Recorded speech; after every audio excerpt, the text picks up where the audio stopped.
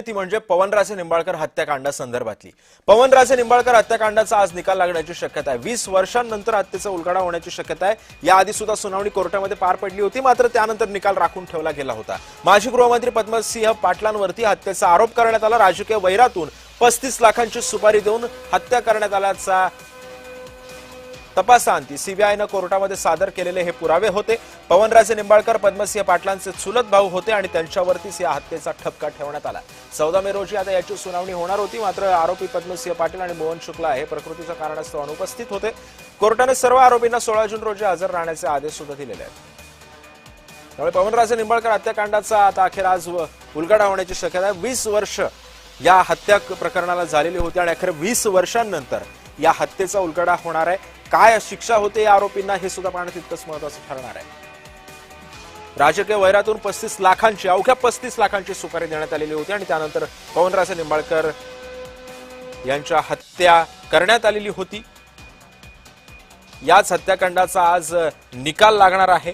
काय कोर्ट निकाल देतं हे सुद्धा पाहणं तितकंच महत्त्वाचं ठरणार आहे। याआधी सुद्धा सुनावणी झालेली होती, मात्र या सुनावणी अंती काहीच निष्पन्न झालेलं नाही। कोर्टानं निकाल राखून ठेवलेला होता, त्यानंतर आज अखेर या हत्या प्रकरणाची सुनावणी होणार आहे। काय निकाल देतं कोर्ट हे सुद्धा पाहणं महत्त्वाचं ठरणार आहे। जवळपास 20 वर्षांनंतर आज निकाल लागणार आहे।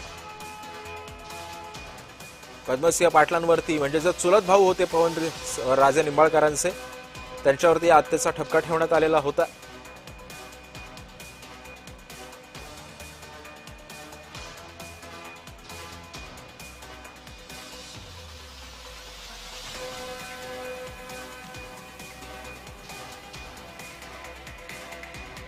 आणि या सगळ्या संदर्भामध्ये अधिक माहिती जाणून घेऊयात। माझी सहकारी भाग्यश्री प्रधान आपल्या सोबत आहे। भाग्यश्री, आपण बघतोय की जवळपास 20 वर्ष लागली या हत्या प्रकरणाचा उलगडा व्हायला। याच्या आधी सुद्धा सुनावणी झाली, कोर्टाने निकाल राखून ठेवलेला होता, मात्र आता अखेर आज हत्याकांडाचा निकाल लागू शकतो। काय निकाल लागू शकतो आणि एकंदरीतच या सगळ्या प्रकरणी पद्मसिंह पाटील आज कोर्टामध्ये हजर राहू शकतात का? पद्मसिंह पाटील यांना हजर राहणं गरजेचं आहे, कारण कोर्टाने सर्व आरोपींना आज हजर राहण्याचे आदेशच दिलेले आहेत आणि जर तसे आदेश पाळले गेले नाही तर कोर्टाची वेगळी शिक्षा असते ती देखील त्यांना सहन करावी लागू शकते। जो भूदंड असेल तो त्यांना भरावा लागू शकतो जर ते हजर राहिले नाहीत तर। मात्र राजकीय वैरातून 35 लाखांची सुपारी देऊन ही हत्या घडवून आणल्याचा सीबीआयचा दावा होता। 3 जून 2006ला हे सगळं प्रकरण घडलेलं पाहायला मिळालं होतं। मुंबईहून उस्मानाबादकडे जात असताना नवी मुंबईतील कळंबोली येथे पवनराजे निंबाळकर यांच्यावर हा गोळीबार जो आहे तो झालेला होता आणि चालक समद काझी याचाही त्यामध्ये मृत्यू झालेला होता।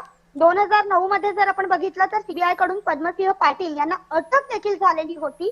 आपण जर बघितलं तर यामध्ये 9 आरोपींवर खटला सुरू आहे। यामध्ये सगळ्यात मुख्य आहेत ते पद्मसिंह पाटील आहेत, त्यानंतर शूटर आहेत, त्याच्यात दिनेश तिवारी, पिंटू सिंग अशी काही नावं आहेत। माजी नगरसेवक मोहन शुक्ला यांचं देखील नाव आहे आणि बसप नेता कैलास यादव यांची देखील यामध्ये नावं जोडली गेलेली पाहायला मिळतात।